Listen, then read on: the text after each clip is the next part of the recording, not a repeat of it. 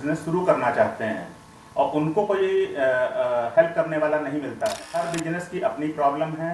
अगर कोई स्टार्टअप अपना करना चाहता है, मान लीजिए कोई ग्रेजुएशन के बाद ही करना चाहता है, तो उसके क्या क्या स्टेप्स होने चाहिए, कैसे उसे प्लानिंग, उसे लीगली किसी को हायर कर लेना चाहिए, तरीके से फंडिंग के लिए दौड़ने लगते हैं लेते हैं, तो आपके पास प्रेशर होता है बहुत बड़ा। अच्छा।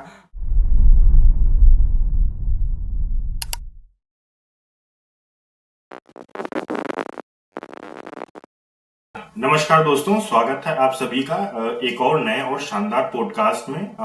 लास्ट पॉडकास्ट हमने एजुकेशन से रिलेटेड बनाया था, जिसमें आपको बहुत सारे इंसाइट्स मिले थे, और आज हमारे साथ प्रमोद हैं, जो कि सीईओ हैं, सॉरी, पीकेएस मैनेजमेंट कंसल्टेंट्स के, जो कि 13 सालों से काम कर रहे हैं इस चीज से, और ये इकोनॉमिस्ट भी हैं एंड राइटर भी हैं। तो इनकी जो प्रोफाइल है आप लिंक्डइन पे भी विजिट कर सकते हैं, देख सकते हैं, बहुत ही वास्ट है। और क्योंकि बहुत सालों से वर्क कर रहे हैं तो इन्हें बहुत सारी चीजों का अनुभव भी है। हम लोग इसमें ज्यादातर इस पॉडकास्ट में स्टार्टअप और उनसे रिलेटेड जो इश्यूज हो सकते हैं, और फंडिंग से रिलेटेड जो भी इश्यूज हो सकते हैं, इस सब चीजों के बारे में बात करेंगे। तो स्टार्ट करते हैं। थोड़ा सा मैं चाहूंगा सर, आप पहले अपने बारे में बता दीजिए, जो भी मुझसे छूट गया हो, और आपका वर्क क्या करते हैं। इसके बाद फिर हम लोग प्रोसीड करते हैं क्वेश्चन पे। Okay, thank you Mayank. मेरा नाम प्रमोद कुमार श्रीवास्तव है। मैं बेसिकली लखनऊ का था और अब मैं बंगलौर में हूँ। और मैंने बीटेक कर रखा है बीआईटी झांसी से। उसके बाद मैंने मैनेजमेंट कोर्स करा देवी अहिल्या यूनिवर्सिटी इंदौर से। और फिर मैंने एल्स्टॉम के लिए, माइक्रोलैंड के लिए, ड्यूक सॉफ्टवेयर सिस्टम, इलेक्ट्रॉनिक्स और एसएपी इंडिया के लिए काम करा। और पिछले 13-14 साल से मैं अपनी खुद की एक tiny business management consulting company चलाता हूँ और बंगलौर में अपने क्लाइंट्स की हेल्प करता हूँ। Okay, okay sir. So sir, आपको बुक्स पढ़ना पसंद है? हाँ, मैं बुक्स पढ़ना बहुत पसंद करता हूँ। अच्छा। कोई रिसेंट बताना चाहेंगे, या कोई आपकी बेस्ट बुक हो जो थोड़ा सा बताएंगे? हाँ, बुक्स तो हमने जो है ना करीब सैकड़ों बुक्स पढ़ी हैं। ठीक है। ओके। लेकिन अब पिछले कुछ साल से ऐसा हो रहा है कि अभी मैं वो किताब उठाना चाहता हूँ तो हमारे पास 4 किताबें रखी हुई हैं हमारे बेड पर। ठीक है। होली बाइबल, होली कुरान, उपनिषद और एक हमने खुद अपना धर्म बना रखा, एकम धर्म। हमारा पता नहीं क्यों हमारा हाथ उन्हीं 4 किताबों पर जाता है। आई थिंक आई थिंक आप ज्यादा स्पिरिचुअल ज्यादा है। अब वो अभी मैं परसों ही किसी बच्चे को मैस्लोस थ्योरी पढ़ा रहा था, तो वो पिरामिड में धीरे धीरे शायद ऊपर की ओर बढ़ रहे हैं। ठीक है। सबसे पहले आप यही बता दीजिए कि आपकी जो कंपनी है, जो पीकेएस मैनेजमेंट, जिसमें आप वर्क करते हैं, इसके बारे में आप थोड़ा बता दीजिए हमारी ऑडियंस को, कि आप क्या वर्क करते हैं, और कोई अगर आपके साथ वर्क करना चाहता है या आपसे वर्क लेना चाहता है तो वो कैसे ज्वाइन है। अच्छा। हाँ। मेरी कंपनी पीकेएस मैनेजमेंट कंसल्टेंट्स है और हम GST registered MSME registered organisation है, बंगलौर में बेस्ड हैं। और हमारा मेन काम जो है ना बिजनेस कंसल्टिंग का है और कंप्लाइंसेस का काम हम भी देखते हैं। और हमारे क्लाइंट जो है ना मेनली एमएसएमई क्लाइंट्स हैं, माइक्रो स्मॉल मीडियम एंटरप्राइजेस। और उनकी हम हेल्प करते हैं। जैसे मान लीजिए कोई आदमी जो है ना अपनी कंपनी शुरू करना चाहता है, तो कंपनी का लीगल स्ट्रक्चर क्या होगा, और फिर जीएसटी लेना है, उसको इनकम टैक्स भरना है, और पार्टनरशिप डीड बनवानी है। तो इन सब चीज़ों में हम उनकी मदद करते हैं कंप्लाइंसेस पॉइंट ऑफ व्यू से। और मान लीजिए जैसे कई हमारे क्लाइंट हैं, उनका जो है ना एक मान लीजिए कंपनी चल रही है, उनके 2 ब्रांचेस हैं, 2 ब्रांच में एक ब्रांच अच्छा काम कर रही है, दूसरा ब्रांच अच्छा काम नहीं कर पा रही है। तो वो हमसे कहते हैं कि सर बताइए ऐसा क्या हुआ कि दूसरी ब्रांच है वो नहीं काम कर पा रही है हमारी, लेकिन पहली ब्रांच अच्छा कर रही है, तो इसके क्या क्या कारण है, और फिर उसके आप सुझाव दीजिए। तो ये basically this is a example of business consulting. तो हम बिजनेस कंसल्टिंग करते हैं और कंप्लायंसेस दोनों काम करते हैं। और जैसे हमने बताया हमारी कंपनी का जो है ना मोटो है हेल्पिंग यू डू बेटर। हम अपने क्लाइंट्स को बेसिकली ये चाहते हैं कि वो नॉर्मली क्या होता है कि इंडिया में अभी भी कंसल्टिंग और specially business consulting is still not in vogue. और बड़ी बड़ी कंपनी हैं जैसे मैकेंसे है, ईएनवाई है, डेलॉयट है, ये सब कंपनियां हैं। लेकिन ये जो कंपनियां हैं बहुत बड़ी बड़ी कंपनियां हैं, जिनको केवल बहुत बड़े जो एमएनसी क्लाइंट्स हैं केवल वही अफोर्ड कर सकते हैं। तो मैं जब नौकरी में था तो उसी समय मैंने जो है ना टेक्नोलॉजी से मैनेजमेंट में शिफ्ट करा था, और मेरा बेसिकली पर्पस था कि मैं एक छोटी सी मैनेजमेंट कंसल्टिंग कंपनी अपनी शुरू करूंगा, जिससे कि जो इंडिया में हमारे जो भाई बंधु हैं जो अपना बिजनेस शुरू करना चाहते हैं और उनको कोई हेल्प करने वाला नहीं मिलता है, उनको कोई हैंड होल्ड करने वाला नहीं मिलता है, तो हम उनकी मदद करेंगे। तो इसीलिए हमने क्या करा है, हम अपने जो क्लाइंट हैं वो हम एमएसएमई पे फोकस करते हैं, माइक्रो स्मॉल मीडियम इंटरप्राइजेस पर, और उनकी हम मदद करते हैं। और हम अपने हम ऐसा नहीं बोलते हैं कि हमारे पास कोई सोल्यूशन है, सोल्यूशन हमारे पास नहीं। इस तरह हम जो है ना और हाँ, बिजनेस कंसल्टिंग के बारे में बताना चाहूँगा कि दो तरह की बिजनेस कंसल्टिंग होती है। एक तो कुछ कंपनी होती हैं जो फोकस्ड, जैसे एचआर कंसल्टिंग, एचआर में ही काम करेंगी। कुछ कंपनी होती है वो कहेंगी हम केवल अकाउंटिंग में काम करेंगे। कुछ कंपनी होंगी वो बोलेंगी हम केवल टेक्नोलॉजी में काम करेंगे। तो हमने क्या सोचा कि हम जो है ना छोटे क्लाइंट्स के साथ काम करेंगे। वो जो छोटे क्लाइंट्स हैं वो एक एक फील्ड के लिए अलग अलग कंसल्टेंट के पास नहीं जा सकते हैं। तो हमने अपनी कंपनी को एक जर्नलिस्ट बिजनेस कंसल्टिंग के रूप में बनाया हुआ है, और हमारे पास क्लाइंट आता है वो अपनी समस्या लेके आता है और फिर हम उसकी समस्या का निराकरण करते हैं। और हम ऐसा नहीं बोलते कि हमारे पास कोई रेडीमेड सोल्यूशन है, क्योंकि हर बिजनेस की अपनी प्रॉब्लम है, हर क्लाइंट की अपनी प्रॉब्लम है। उन प्रॉब्लम को हम समझते हैं, देखते हैं, फिर अपनी छोटी सी टीम बनाते हैं और उसके साथ फिर हम जो है ना उसका निराकरण करते हैं। और अभी जो है ना हम हमारी कंपनी बहुत छोटी सी है, हम जो है ना फुल टाइम नहीं हायर करते हैं, on the basis of project. उसमें हम क्या करते हैं, हमने जहाँ पे जैसे क्राइस्ट यूनिवर्सिटी है उनके साथ हम टाई अप कर रखा है, तो उनके एमबीए स्टूडेंट्स होते हैं उनको हायर करते हैं, उनको लाइव प्रोजेक्ट देते हैं। तो it is a win win for them, it is a win win for us, it is a win win for client. जैसे कि जो एमबीए स्टूडेंट्स हैं उनको रियल लाइफ एक्सपीरियंस मिलता है, और हमारे क्लाइंट्स को बहुत ज़्यादा फीस नहीं देनी पड़ती है, और हमारे लिए होता कि हमारा काम भी निकल आता है। तो इस तरह से हम लेके चलते हैं ऐसा। इंडिया में जैसे स्टार्टअप जब से आई थिंक 2012-13 से लगभग स्टार्टअप का कल्चर थोड़ा सा बिल्ड होना स्टार्ट हुआ है। अब मतलब काफी लोग इसके बारे में बात करते हैं। अ, अभी भी बट बहुत सारी दिक्कतें हैं, उसके बारे में हम लोग बात करेंगे। तो अगर कोई स्टार्टअप अपना करना चाहता है, मान लीजिए कोई ग्रेजुएशन के बाद ही करना चाहता है, तो उसके क्या क्या स्टेप्स होने चाहिए, कैसे उसे प्लानिंग करनी चाहिए एक्चुअली में? क्योंकि हम ग्रेजुएशन से पढ़ के आते हैं तो उसके एजुकेशन में तो ऑलरेडी वैसे ही कुछ मैंने लास्ट वीडियो में बताया था, उसमें कुछ बताया नहीं जाता है, कुछ ऐसा पढ़ाया भी नहीं जाता है। स्टार्टअप तो बहुत ही न्यू चीज हमारे इंडिया में ये है। तो किस तरीके से प्लानिंग करनी चाहिए, इस पे थोड़ा सा आगे करिए। हाँ, अच्छी बात बताई। वैसे मेरा ये मानना है कि हम तो 93 पास आउट हैं इंजीनियरिंग के, और 97 में हमने एमबीए पास करा था। उसके बाद से जो जो हमारी नई जनरेशन आ रही है वो काफ़ी जो है ना उनको सब कुछ काफ़ी चीज़ें मालूम हैं। और हाँ, हम ऐसा करेंगे, स्टेप बाय स्टेप हम लेके चलते हैं। जैसे मान लीजिए कोई कॉलेज से कोई स्टूडेंट निकला, उसको स्टार्टअप शुरू करनी है, तो सबसे पहला सवाल हमारे पास कभी क्लाइंट ये लेके आ जाते हैं, सर हम किस बिजनेस में जाएं, हम कौन सा बिजनेस शुरू करें। ठीक है, तो ये सबसे पहला क्वेश्चन हो जाता है कुछ क्लाइंट्स के दिमाग में। तो वो आके हमसे पूछते हैं, सर आप बताइए हम किस बिजनेस में अपना काम करें। तो यहाँ पर हमारा उनसे ये कहना होता है कि आप किसी कंसल्टेंट से जाके ये मत पूछिए कि in which business they should गो।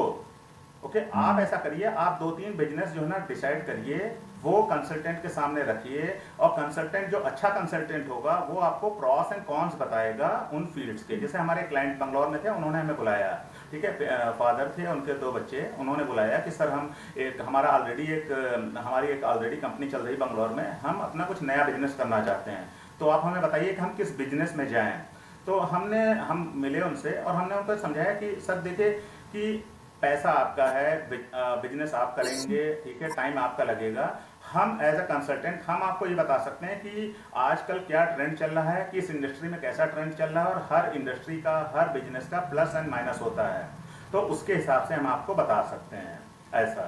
तो सबसे पहला जो है ना, सबसे पहला सवाल जो है ना, जो हम स्टूडेंट की बात लेके चलेंगे, मैं जैसे आपने बोला कि उसके दिमाग में ये बात आती है कि हम किस बिजनेस में जाएं। क्योंकि वो इस तरह समझिए कि जो एक फ्रेश ग्रेजुएट है, एमबीए ग्रेजुएट हो, नॉन एमबीए ग्रेजुएट हो, इंजीनियरिंग ग्रेजुएट हो, नॉन इंजीनियरिंग ग्रेजुएट हो, वो जब बाहर निकल के आता है तो सारा उसके इस तरह समझिए कि पूरी दुनिया उसके सामने खुली पड़ी है, ठीक है, सब कुछ उसके सामने है। तो वो कभी कभी ये समझ नहीं पाता कि किस डायरेक्शन में वो चले।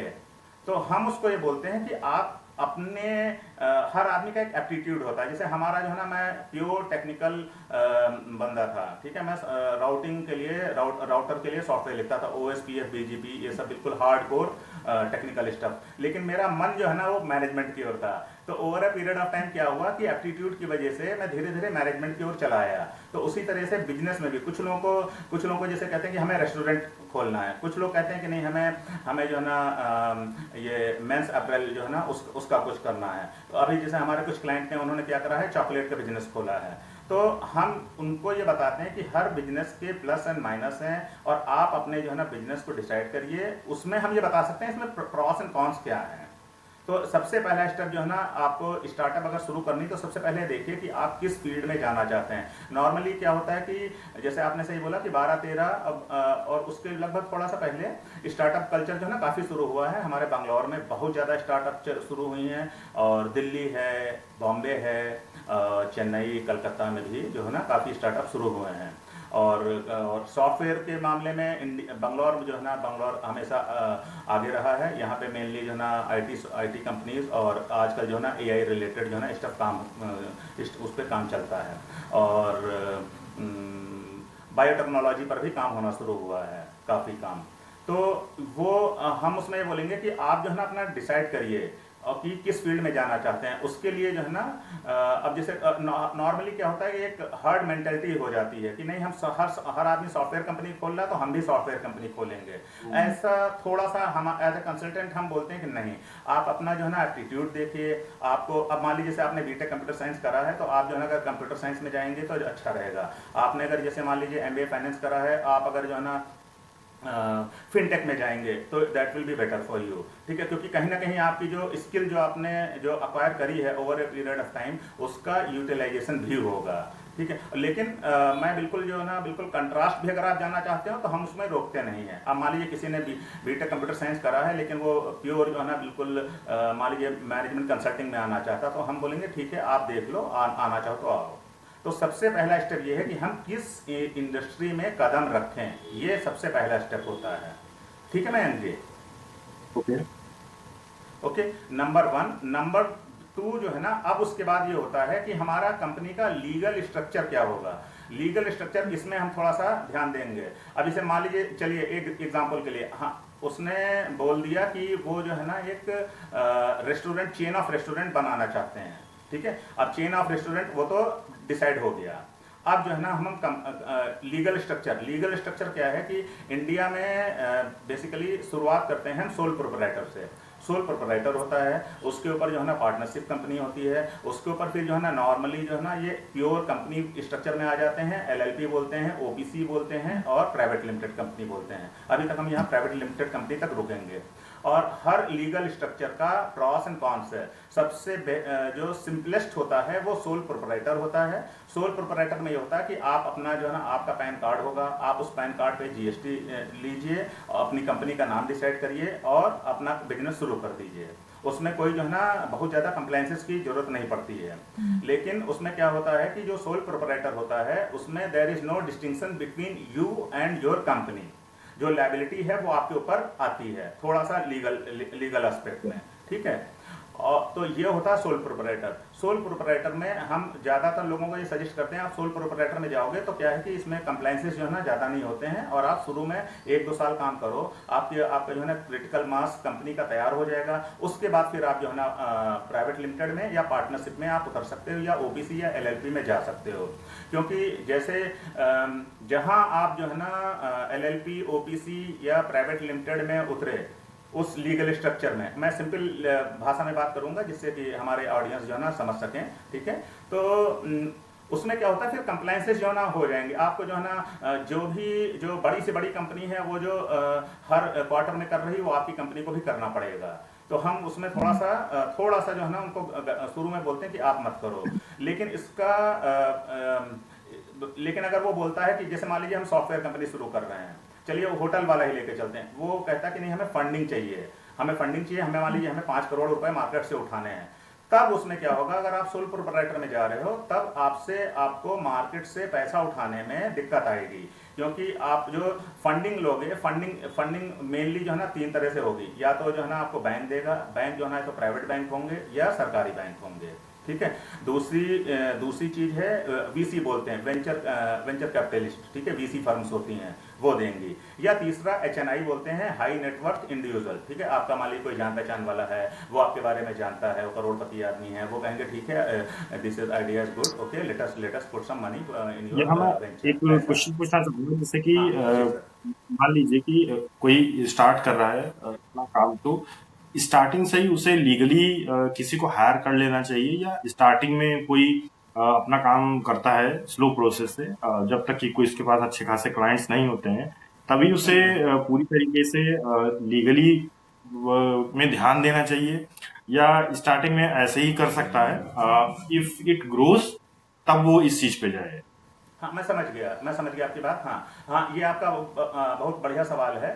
और काफ़ी जो स्टार्टअप के फाउंडर्स होते हैं वो इसमें गलती कर बैठते हैं। वो जैसे कि सबसे पहली गलती क्या कर बैठे हैं, वो कंपनी का नाम ही जो है ना, नामकरण जो होता है उसमें ही वो गलती कर बैठते हैं। जैसे हमारा एक क्लाइंट है, उसने एक कंपनी का नाम रखा, कंपनी का नाम नहीं बताऊंगा, लेकिन उसने क्या करा, उसने नंबर डाल दिया है, ठीक है। तो वो अब जैसे मान लीजिए A1 स्पेस, तो वन जो है ना न्यूमेरिकल में डाल दिया, तो वो जो है ना कई जगह पे गवर्नमेंट की वेबसाइट में दिक्कत आती है। तो हम ये बोलते हैं कि आपको, जैसे आप लीगल एक्सपर्ट बोल रहे हैं, तो लीगल एक्सपर्ट की बहुत ज़्यादा जरूरत नहीं है, लेकिन एक अच्छा सा कंसल्टेंट जो है ना, आप अगर शुरू में ही लेकर चलो तो आपके लिए अच्छा होता। अब जैसे वो जब हमारे पास आए थे तो ऑलरेडी वो अपनी कंपनी का नामकरण कर चुके थे, तो भाई हम उनसे कुछ बोल नहीं सकते थे, अब उसी में हम आगे बढ़ते रहे। फिर कुछ लोग जो है ना क्या करते हैं कि जीएसटी नहीं लेते हैं और जो है ना रजिस्ट्रेशन नहीं करवाते हैं, फिर उनके पास नोटिस आती हैं तो उनको दिक्कत होती है। तो आपकी बात सही है, हम उनको सजेस्ट करेंगे, अगर आप अपनी कंपनी शुरू कर रहे हो तो कोई बहुत बड़ी कंसल्टिंग कंपनी या बहुत बड़े किसी एडवोकेट के पास जाने की जरूरत नहीं है, सीए के पास भी शुरू में जाने, बहुत बड़े सीए के पास जाने की जरूरत नहीं है। आप किसी भी टैक्स कंसल्टेंट के साथ एक अच्छा जो है ना, जो आपका जान पहचाने वाला हो, जिसकी मार्केट में थोड़ी साफ हो, उसके साथ आप मिलिए, तो स्टेप बाय स्टेप वो आपको सजेस्ट करता रहेगा। अब हम जैसे हाँ लीगल स्ट्रक्चर की बात कर रहे थे, तो लीगल स्ट्रक्चर में वो कंसल्टेंट आपको बैठ के बताएगा, आपको प्रॉस एंड कॉन्स बताएगा। और कोई भी जो अच्छा कंसल्टेंट है वो अपनी बात आपके ऊपर थोपेगा नहीं, आपको वो प्लस माइनस दोनों को बता देगा। जैसे हम यहाँ पे देखिए, हमने सोल प्रोप्राइटर का प्लस बताया और माइनस भी बता रहे हैं। माइनस ये बता रहे हैं कि अगर आप सोल प्रोप्राइटर में हैं और अगर आप मार्केट से जाके पैसा उठा रहे हैं, 5 करोड़ 10 करोड़ उठाना चाहते हैं, तो उसमें दिक्कत आएगी। नॉर्मली अगर आपको कंपनी को बोल रहे हैं कि हाँ yes we are full fleshed startup का मतलब, जहाँ तक कि गवर्नमेंट ऑफ इंडिया की जो डेफिनेशन है, स्टार्टअप के लिए कम से कम उसको प्राइवेट लिमिटेड कंपनी होना जरूरी है, तभी वो स्टार्टअप इंडिया के जो प्रोग्राम वगैरह आते हैं उसमें वो पार्टिसिपेट कर सकते हैं। हालांकि वो शुरुआत में सही नहीं है, एक दो बार हमने भी उनको लिखा कि कम से कम आप सोल प्रोप्राइटर से शुरू करिए, लेकिन उन्होंने बोला नहीं, ये हमारी बेयर मिनिमम रिक्वायरमेंट है कि स्टार्टअप कंपनी, स्टार्टअप इंडिया जैसे स्टार्टअप कंपनी हम तभी मानेंगे जब वो प्राइवेट लिमिटेड कंपनी कम से कम वो उस तरह से उसका लीगल स्ट्रक्चर हो और प्राइवेट लिमिटेड कंपनी की तरह से वो चल रही हो। तो ये अब उसमें जैसे हाँ वो सोल प्रोप्राइटर हुआ। उसके बाद जो है ना दूसरा होता है सिंपलेस्ट पार्टनरशिप डीड। पार्टनरशिप में ऐसा होता है, दो विलिंग पार्टनर जो है ना वो साथ में आते हैं, और जो है ना जैसे मेरे जो एग्जांपल होंगे वो कर्नाटक के हिसाब से रहेंगे। यहाँ पे हमारा वो पार्टनरशिप डीड बनेगी, डीड में लिखा जाता है कि हम क्या करेंगे, कितने, और who will be the main partner, managing partner, कितना पैसा लेके आ रहे हैं, किस तरह से हमारा जो है ना जो प्रॉफिट होगा वो किस तरह से उसका जो है ना वितरण होगा आपस में, और इस तरह से करके पार्टनरशिप डीड बनती है। फिर उस डीड को कर्नाटक में 2000 रुपए के स्टैम्प पेपर पे उसको प्रिंट कराया जाता है और उस पर साइन करवाया जाता है। और पार्टनरशिप डीड जो है ना, आप चाहो तो वहीं पे रुक सकते हो, या पार्टनरशिप डीड बन गई उसके बेसिस पर आप सीधे जाके जीएसटी नंबर ले सकते हो और पैन नंबर ले सकते हो। पैन के बाद फिर जीएसटी आएगा, ठीक है। और इसमें जब पार्टनरशिप डीड आप बना रहे हो तो उसमें आपको अपनी कंपनी का नाम डिसाइड करके रखना पड़ेगा, ऐसा है। और हाँ, पार्टनर, ये पार्टनरशिप हो गया। उसके बाद जो है ना आपका पैन पैन बनेगा। पैन जो है ना कंपनी के नाम का बनेगा। हाँ, यहाँ पे देखिए थोड़ा सा डिफरेंस है मयंक जी, कि सोल प्रोप्राइटर में जो जो कंपनी का जो जीएसटी भर रहे थे वो आप अपने पैन पे भरते हो, लेकिन जहां पार्टनरशिप या उसके ऊपर वाली स्ट्रक्चर में आप चलोगे तो कंपनी का पैन अलग हो जाएगा और जो कंपनी का जीएसटी भरा जाएगा उस पैन पे भरा जाएगा, और जो कंपनी का जीएसटी होगा वो अलग होगा, उस पैन पे आएगा वो। तो आप जैसे पार्टनरशिप कंपनी बनाई है आपने, पार्टनरशिप कंपनी पे जो है ना फिर आपका रजिस्टर हो गया, और उस कंपनी को आप पार्टनरशिप डीड को रजिस्टर करवाना चाहो करवाओ, ना करवाना चाहो तो वहीं रुक सकते हो। और उसके बाद जो है ना आप अपनी कंपनी के नाम का पैन नंबर लोगे, पैन के बाद उस पैन नंबर पे जीएसटी आएगा, फिर आप अपना बिजनेस शुरू कर सकते हो, ऐसा। और ये हुआ बेयर मिनिमम वाली। अब इसके ऊपर जो हम चलेंगे तो आप जो है ना सीधे मिनिस्ट्री ऑफ कॉर्पोरेट अफेयर्स वाले में चले गए हो। जैसे यूएसए में आप लोगों ने सुना होगा कि 1% कंपनी, नॉर्मली इंडिया में अगर आप प्राइवेट लिमिटेड कंपनी बनाना चाहते हो तो कम से कम मिनिमम 2 डायरेक्टर्स की जरूरत पड़ती है। तो कुछ लोगों ने बोला कि सर हम 2 डायरेक्टर कहाँ से लाएं, ठीक है। और जैसे नॉर्मली क्या होता है, अगर मैरिड लोग होते हैं तो अपनी वाइफ को या हस्बैंड को, स्पाउस को बेसिकली, या अपने उनको जो है ना डायरेक्टर बना लेते हैं। तो उसमें दिक्कत आ रही थी कि अगर हमारे पास कोई दूसरा आदमी नहीं तो क्या करें। तो उसके लिए गवर्नमेंट ऑफ इंडिया ने एक नई रूलिंग लेके आई है। उन्होंने बोला हम ओपीसी 1% कंपनी जो है ना आप शुरू कर सकते हो, but it will be as good as a company, लेकिन आप कंपनी के नाम के आगे ओपीसी लिखना पड़ेगा। और जहां आप ओपीसी में उतरे और या जो है ना प्राइवेट लिमिटेड कंपनी में उतरे तो आप जो है ना मिनिस्ट्री ऑफ कॉर्पोरेट अफेयर्स में के दायरे में आ गए, आपको जो है ना सारे के सारे प्रोसेस फॉलो करने पड़ेंगे। और हाँ, अब थोड़ा सा नॉर्मली लोग जो है ना प्राइवेट लिमिटेड कंपनी के बारे में जानना चाहते हैं, तो मैं थोड़ा सा टाइम लूंगा आपका। प्राइवेट लिमिटेड कंपनी में क्या होता है, मिनिमम 2 डायरेक्टर चाहिए होते हैं। आपके पास जो है ना डिजिटल सिग्नेचर होना चाहिए। दोनों जो है ना डायरेक्टर का जो है ना डायरेक्टर आइडेंटिफिकेशन नंबर आएगा। फिर आपकी एप्लीकेशन जो है ना फाइल होगी, वो मिनिस्ट्री ऑफ कॉर्पोरेट अफेयर्स से जो है ना अप्रूव होगी। आपकी कंपनी का जो है ना कॉर्पोरेट आइडेंटिफिकेशन नंबर आएगा। फिर आपका जो है ना जो टैक्स कंसल्टेंट है या सीए है वो रेगुलर आपकी जो है ना टैक्स फाइलिंग किया करेगा। लेकिन प्राइवेट लिमिटेड कंपनी जब बन जाएगी तो आपको जितने भी कंप्लायंसेस हैं वो आपको रेगुलरली फॉलो करने पड़ेंगे, ये है। और प्राइवेट लिमिटेड कंपनी का फायदा ये है कि अगर आप जो है ना बैंक के पास जा रहे हैं, गवर्नमेंट बैंक के पास या प्राइवेट बैंक के पास या वीसीएस के पास, तो आपको जो है ना जब आप उनसे बात करते हैं तो it is easier for you to push for your case. हाँ ठीक है, we are already a private limited company, we have 2 directors and we have small team and we are doing this, so let us discuss about our funding. तो वो थोड़ा सा आसान होता है, ये इस तरह से। तो ये तो हुआ लीगल स्ट्रक्चर और उसके प्रॉस एंड कॉन्स। हाँ, कोई सवाल मयंक जी? नहीं, मैं बता यही ऐड करता हूँ एक चीज की, अगर कोई लेट्स से ट्रेडमार्क वगैरह के लिए अगर देखना चाहता है, स्टार्टिंग में उससे नहीं पता है, तो वो आई थिंक इंडिया फिलिंग से देख सकता है, या गवर्नमेंट की I think mca.gov.in I think website हाँ है, हाँ, वहां से वेरी भी गुड, देख सकते वेरी गुड, वेरी गुड। हाँ, ये आपका अच्छा सवाल है, ये हमारे दिमाग में है। हाँ, ये जो ट्रेडमार्क होता है, और ट्रेडमार्क होता है, इसके लिए हम अपनी कंपनी के जो हमारे क्लाइंट होते हैं उनको हम बोलते हैं थोड़ा सा वो रुक के चलें, क्योंकि ये जो ट्रेडमार्क वगैरह लेना होता है ये टाइम कंज्यूमिंग प्रोसेस होता है और थोड़ा सा कॉस्टली होता है। तो और अल्टीमेटली क्या है मैं आपको बताऊं, ट्रेडमार्क हमारा ये मानना है, हम ब्रांडिंग में भी काम करते हैं, कि अगर आप मार्केट में उतरे हैं, आपने अपना नाम क्रिएट कर दिया है, तो आपका नाम तो ऑलरेडी हो गया है। जब आपका नाम क्रिएट हो जाए तब आप ट्रेडमार्क के लिए उतरो, और जो है ना ट्रेडमार्क अटॉर्नी होते हैं वो जो है ना आपका जो है ना एप्लीकेशन फाइल करेंगे, उसमें करीब 1 से 1.5 साल लगता है। सबसे पहले आप जो है ना, और ये आप खुद मत करिए, जैसे कि आपने हम ये सजेस्ट करेंगे कि जैसे ट्रेडमार्क वगैरह का काम है ये आप अपने कंसल्टेंट से बोलिए, उनके वो या तो खुद करेंगे या उनके पार्टनर कंपनी होती हैं। जैसे हमारी जो है ना हमारी ये पार्टनर कंपनी है, वो ट्रेडमार्क का जो भी काम आता है तो हम उनके साथ बात करते हैं, उनके साथ हम और हमारी पार्टनर कंपनी और क्लाइंट तीनों मिलकर काम करते हैं। और आप सही बोल रहे हैं, सबसे पहले उसमें जो है ना ट्रेडमार्क में थोड़ा सा मैं बताऊंगा अपने सुनने वालों को, कि सबसे पहला काम ये होता है कि कंपनी का नाम क्या अवेलेबल है या नहीं है, ठीक है। तो और नॉर्मली हमारे जो क्लाइंट लोग होते हैं वो क्या करते हैं, बहुत ही जेनरिक नाम लेके आ जाते हैं। जैसे एक एग्जांपल दूंगा, जैसे कि न्यू पूल ज्वाइंट करके, तो न्यू पूल ज्वाइंट जो है ना बहुत ही जेनरिक नाम हो गया था, तो उस पर अल्टीमेटली फिर उनको नहीं मिला, उनका जो है ना एप्लीकेशन रिजेक्ट हुई। तो जेनरिक नाम नहीं होने चाहिए। और उसमें ये पूछते हैं कि कम से कम आप साल भर से 6 महीने से काम कर रहे हो, उसमें बिल लगाने पड़ते हैं, इन्वाइसेस लगानी पड़ती है, और मार्केट में आपका जो है ना आपका नाम है ये थोड़ा सा प्रूव करना पड़ता है। और जो अटॉर्नी होता है उसका जो स्टाफ होता है वो ऑलरेडी जाके वो देख लेगा कि हाँ सर इसमें जो है ना इस तरह का नाम मिलता जुलता नाम है या नहीं है, तो प्राइमा फेसी जो इंफॉर्मेशन है वो आपको दे देगा।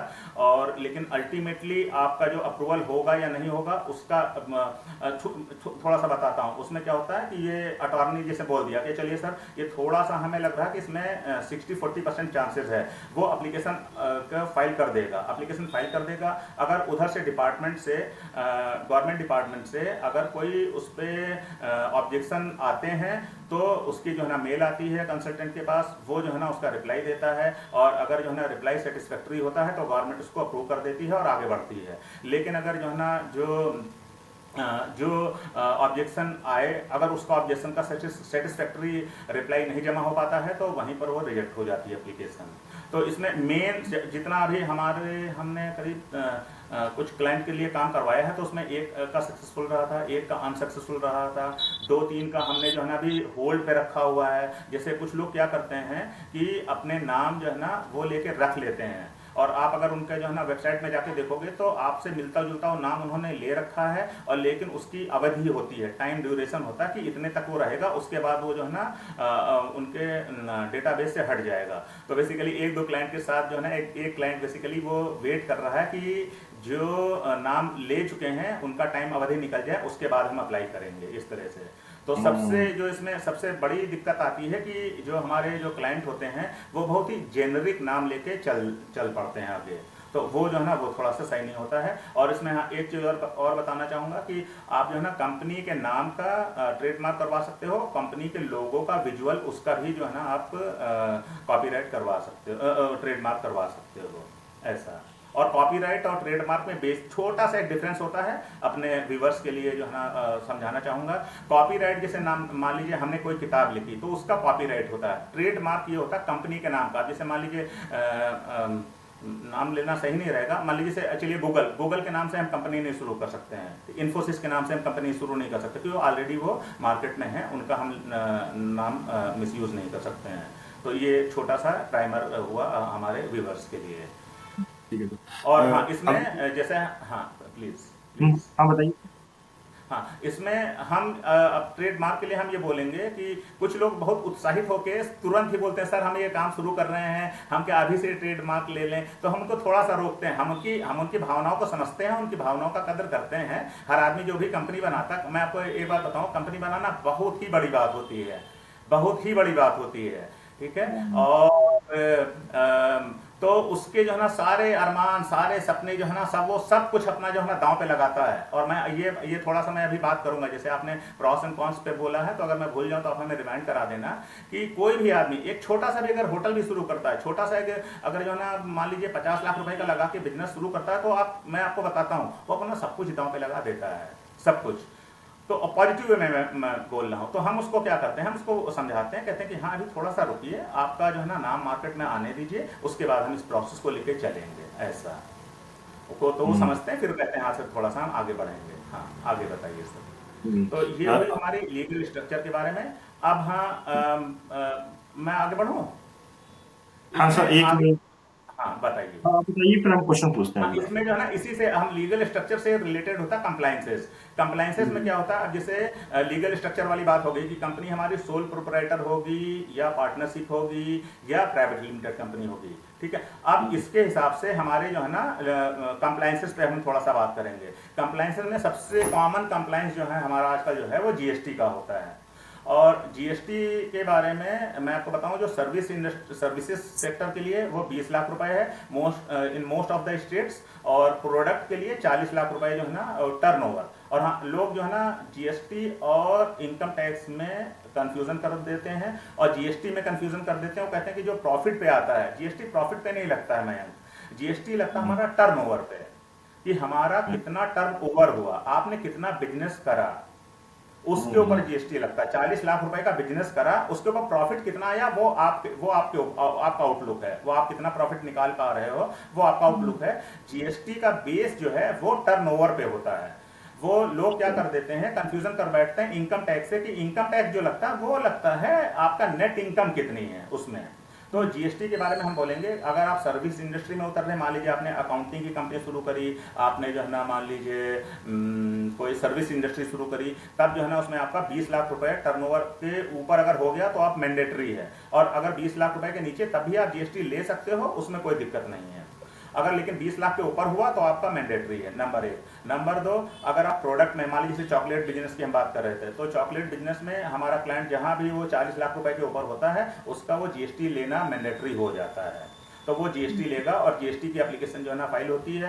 जीएसटी एप्लीकेशन में जो है ना आपके बारे में आपकी इंफॉर्मेशन पूछी जाती है कि आपका फोटो होगा, आपका पैन कार्ड होगा, आपका आधार कार्ड होगा, आपका घर का एड्रेस होगा, और उसका प्रूफ होगा, फिर आपका बिजनेस का प्रूफ होगा, बिजनेस के मान लीजिए शॉप है उसकी फोटो होगी, ठीक है। ये सब चीज़ें जो है ना उसमें एक ईमेल, एक जो है ना मोबाइल नंबर जो आधार से लिंक हो, ये सब जाएगा। और हाँ, अपने मैं सुनने वालों को बताना चाहूँगा कि जीएसटी में बहुत सारे जो है ना फ्रॉड के किस्से आ रहे हैं, तो सरकार जो है ना over a period of time जो है ना थोड़ा कड़ाई कर रही है कि जो है ना कुछ लोगों को, कुछ जो स्क्रूपलस लोग हैं, उनकी वजह से जो ऑनेस्ट जो व्यापारी हैं उनको भी दिक्कत हो रही, तो इसलिए जो है ना जीएसटी नंबर देने में अब वो थोड़ा सा कड़ाई कर रहे हैं, काफ़ी ज़्यादा डॉक्यूमेंटेशन मांगते हैं। लेकिन आपका जो है ना वो, और ये सबके भले के लिए है, तो इसमें हम अपने क्लाइंट्स को बताते हैं कि आप सारे पेपर दीजिए, उसका जो है ना एप्लीकेशन हम अप्लाई करेंगे, फिर आपका जीएसटी कर्नाटक में लगभग जो है ना बंगलौर में 3 से 4 वीक में आ जाता है हमारा जीएसटी। तो जीएसटी आपको लेना पड़ेगा, ये पहली बात हुई। दूसरी बात है कि आपको प्रोफेशनल टैक्स लेना पड़ेगा, प्रोफेशनल टैक्स, और हाँ, लेबर लॉज के होता है, तो लेबर सर्टिफिकेट लेना पड़ेगा आपको। और हाँ, ये तो कॉमन हुए। और अगर आप मान लीजिए फूड इंडस्ट्री में हैं, हर इंडस्ट्री के स्पेसिफिक भी कंप्लायंसेस होते हैं। मान लीजिए जैसे चॉकलेट के बिजनेस में आप जा रहे हैं, या आप रेस्टोरेंट में जा रहे हैं, तो आपको एफएसएसआई से जो है ना आपको रजिस्ट्रेशन लेना पड़ेगा। तो बेसिकली 2 तरह के कंप्लायंसेस होंगे, एक तो जो आपकी जो इंडस्ट्री है उससे रिलेटेड, और जो कॉमन है वो। अब जैसे हमारे बंगलौर में आप अगर अपनी कंपनी शुरू कर रहे हैं, आपकी जो है ना बड़ी सी शॉप शुरू कर रहे हैं, तो आपको बीबीएमपी यहाँ पे जो म्यूनिसिपैलिटी है उसको बीबीएमपी बोलते हैं, उनका जो है ना ट्रेड रजिस्ट्रेशन करवाना पड़ेगा ऐसा। तो ये बेसिक जो है ना, ये आप बेसिक करके रखिए ओवर पीरियड ऑफ टाइम, धीरे धीरे, और फिर आगे बढ़िए। यहाँ मैं थोड़ा सा बताऊंगा, जैसे फूड जो लाइसेंस होते हैं वो डेट टू डेट चलते हैं। जैसे मान लीजिए आपने आज है 19 जनवरी, 19 जनवरी को अगर आपका फूड लाइसेंस आया, तो वो अगले साल 18 जनवरी तक चलेगा। और जो जीएसटी होता है वो ताउम्र होता है, एक बार ले लिया हमेशा के लिए होता है। जीएसटी में गवर्नमेंट की ओर से कोई फीस नहीं होती है। फूड लाइसेंस में जो है ना आपका depending upon your turnover of your business, उस पर फीस होती है। अगर 12 लाख रुपए का टर्नओवर है तो 100 रुपए वाला सिंपल रजिस्ट्रेशन होता है। 12 लाख के ऊपर है तो स्टेट लाइसेंस होता है, उसकी जो है ना 2000 रुपए फीस होती है। उसके ऊपर मान लीजिए आप अगर 3 स्टार होटल बना रहे, 5 स्टार होटल बना रहे, तो सेंट्रल लाइसेंस जाते हैं उस तरीके से। और जो म्यूनिसिपैलिटी के जो लाइसेंसेस होते हैं वो स्टेट टू स्टेट वेरी करेंगे, उसके हिसाब से उनकी फीस होगी। लेबर लाइसेंस की अलग अलग फीस होगी। और लेबर लाइसेंस जैसे कर्नाटक में, हमारे यहाँ पे कर्नाटक में ये रूल है कि अगर आप सिंगल पर्सन कंपनी है, आपका कोई भी एम्प्लॉय नहीं है, 0 एम्प्लॉय है, तब भी आपको जो है ना लेबर लाइसेंस लेना पड़ेगा।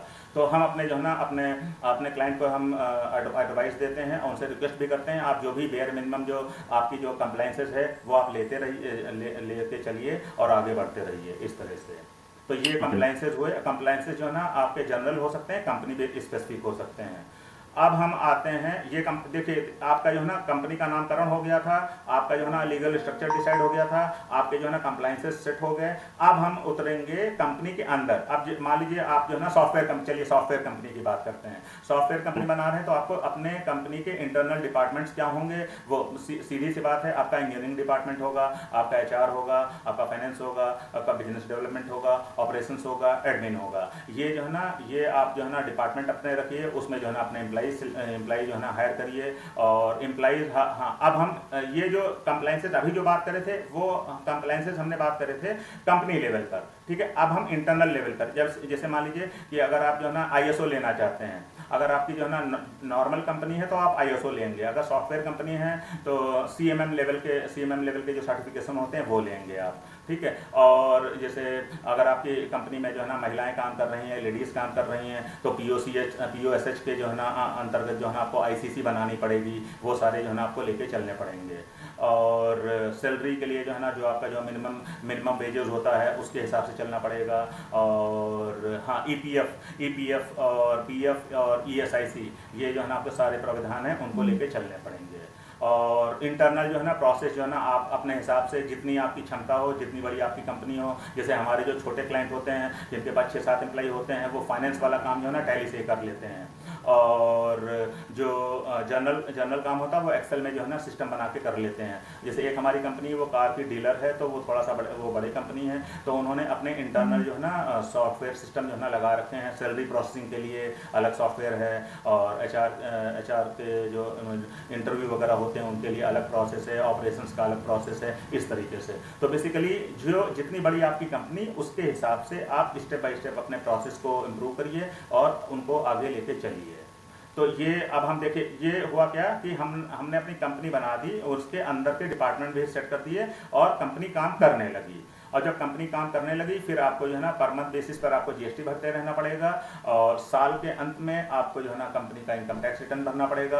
अगर आप जो है ना एक थ्रेशोल्ड के ऊपर हो तो आपको जो है उसका जो है ना फाइनल रिटर्न बोलते हैं, एनुअल रिटर्न बोलते हैं, एनुअल रिटर्न भरना पड़ेगा। वो आपका जो है ना टैक्स कंसल्टेंट या जो है ना आपका CA वो काम करता रहेगा। तो ये इस तरह से देखिए, मतलब कि आपकी जो है ना स्टेप बाय स्टेप हम लेके चले हैं। देखिए आपकी कंपनी ने काम करना शुरू कर दिया, ठीक है। अब हाँ, इसमें एक मैं आप 2 मिनट लूंगा। ज़्यादातर लोग क्या करते हैं, अगर आप किसी भी अभी ये पॉडकास्ट पूरा होने के बाद आप किसी भी आदमी से मिलिए और उससे पूछिए कि what is the purpose of business, तो पर्पस ऑफ बिजनेस आदमी सीधे बोलता है कि टू मेक मनी। ये जो है ना बहुत बड़ी भ्रांति है। पर्पस ऑफ बिजनेस जो है ना पैसा बनाना नहीं होता। मेन पर्पस जो है ना, purpose of business is not to make money. Purpose of business ये होता है कि हम किसी एक जो है ना, यहाँ बिल्कुल एकेडमिक डेफिनेशन है मेरी, हमने जो MBA में पढ़ा था कि basically you are feeling a gap. कोई प्रोडक्ट हो या सर्विस हो, आपको कुछ गैप दिखा, उस गैप को आप फिल करना है with the help of your product और सर्विसेज। और जो प्रॉफिट हो, फिर लोग बोलेंगे सर प्रॉफिट क्या होगा, तो profit is nothing but the by product of your services. जो आप काम करते हो उसका बाई प्रोडक्ट होता है। तो लेकिन लोग क्या करते हैं, जब बिजनेस करना शुरू करते हैं, हाँ जैसे प्रॉस एंड कॉन्स वाली तो बीच बीच में थोड़ा सा बोलता रहूंगा कि बिजनेस में जितने भी हमारे क्लाइंट आते हैं, मैं उनसे एक सवाल जरूर पूछता हूँ कि आप जो बिजनेस करने जा रहे हैं इसका पर्पस क्या है, आप क्यों कर रहे हैं। अगर आप केवल पैसा कमाने के लिए कर रहे हैं तो मैं हाथ जोड़ के उनसे बोलता हूँ कृपया करके मत करिए। क्योंकि कोई भी बिजनेस अगर केवल पैसे के लिए करा जा रहा है तो वो बिजनेस जो है ना वो सही नहीं है। बिजनेस इसलिए करना चाहिए कि हम किसी की हेल्प कर रहे हैं। किसी की हेल्प का मतलब कि आप चैरिटी नहीं कर रहे हैं हम, लेकिन अब जैसे हमने अपना काम शुरू करा तो हम अपने जितने छोटे क्लाइंट हैं उनकी मदद कर रहे हैं, ठीक है। कल आप कोई एक नया प्रोडक्ट निकाल दीजिए, उसको मार्केट में बेचिए, तो उससे जो है ना किसी की अगर हेल्प हो रही तो उसका जो है ना प्रॉफिट मिलेगा आपको।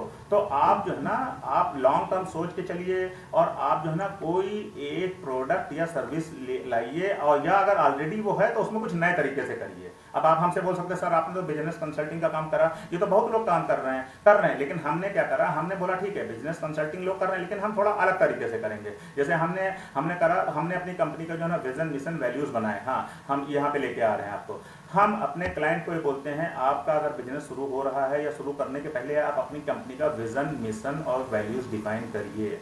अपने हैंड राइटिंग में अपनी खुद आप चाय पीजिए, ठीक है, कॉफ़ी पीजिए, आप घूम के आइए, दोस्तों से बात करिए, कंसल्टेंट से बात करिए, लोगों से बात करिए कि हमारी कंपनी का विजन क्या है, मिशन क्या है, वैल्यूज़ क्या है। और ये बहुत ही ज़रूरी होता है, क्योंकि मैं आपको बताऊं, जब हम बिजनेस करते हैं, भले छोटा सा बिजनेस हो, लेकिन हमें हर दिन कम से कम 10 ऐसे डिसीजन लेने पड़ते हैं जिसमें हमें ये समझ में नहीं आता हम ये इस पार डिसीजन लें या उस पार डिसीजन लें।